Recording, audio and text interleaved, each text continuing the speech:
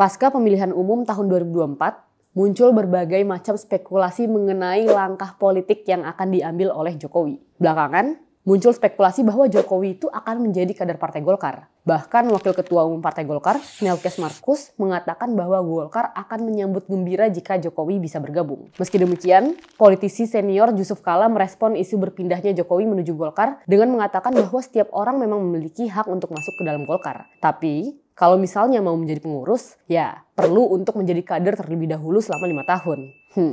Itu kan orang biasa, Pak JK. Kalau misalnya Presiden Indonesia, kira-kira ada jalur khusus nggak ya? Selain Golkar, mungkin ada sejumlah partai politik yang bisa jadi tempat berlabuh bagi Jokowi. Yang pertama ada PSI. Kita juga sama-sama tahu bahwa PSI adalah partai yang paling terdepan mendukung dan menempel pada Jokowi. Tapi menurut gue, kemungkinan Jokowi bergabung ke PSI itu tergolong kecil. Kenapa? Karena tujuan utama Jokowi bergabung dengan partai politik pasca pemilu 2024 adalah memperkuat legislatif. Dan di sisi lain, PSI itu masih belum jelas kira-kira berhasil lolos atau enggak sih dari ambang batas parlemen. Oleh karenanya, walaupun PSI udah menonjolkan partai yang paling Jokowi, tapi kemungkinan Jokowi untuk bergabung itu masih sangat kecil. Selain PSI dan Golkar, ada Partai Gerindra yang menjadi top of the list Jokowi pasca pemilu 2024. Seperti yang sering gue bahas juga, bahwa keberhasilan Prabowo di Pilpres tahun 2024 itu tidak bisa dipungkiri ada pengaruh dari Jokowi. Dan oleh karena itu, ada kemungkinan bahwa Prabowo menawarkan posisi penting di Partai Gerindra sebagai bentuk apresiasi telah membantunya menang di Pilpres 2024. Ditambah lagi, kalau misalnya kita merujuk hasil quick count, Gerindra berada di peringkat ketiga.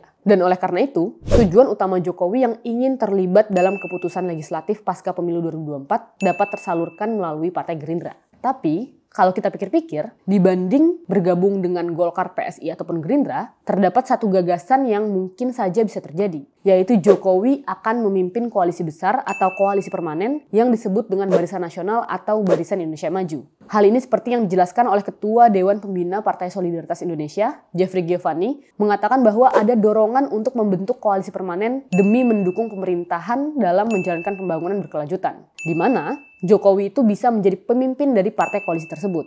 Jeffrey Giovanni juga menyebutkan bahwa hal ini dikarenakan nggak ada tulang punggung yang kuat setelah reformasi. Sehingga perlu adanya koalisi yang linear dari daerah ke pusat untuk mendukung kebijakan pemerintah dan sosok Pak Jokowi dinilai paling pantas memimpin koalisi tersebut. Mengingat beliau juga sudah 10 tahun menjadi presiden dan membawa Indonesia sampai di titik ini. Dan dengan kata lain, Jokowi itu nggak hanya ketua dari satu partai politik, melainkan ketua dari berbagai ketua umum partai politik. Dan tentunya pengaruhnya akan sangat besar sekali. Amazing! Selain itu, terdapat beberapa hal terkait dengan koalisi permanen tersebut. Yang pertama, walaupun salah satu tantangan terwujudnya koalisi ini adalah karena adanya ego dan pemikiran sendiri dari setiap parpol, namun sosok Jokowi itu dianggap sebagai tokoh yang bisa menyatukan berbagai macam kepentingan partai politik. Yang kedua, jika hal ini terjadi, maka perbedaan antara koalisi dan oposisi itu bisa terlihat dengan sangat jelas di parlemen. Nantinya, publik akan bisa memahami partai mana saja yang mendukung atau menolak suatu kebijakan. Yang ketiga, pada pemilu sebelumnya, seringkali koalisi di Pilpres berbeda dengan koalisi di Pilkada. Nah,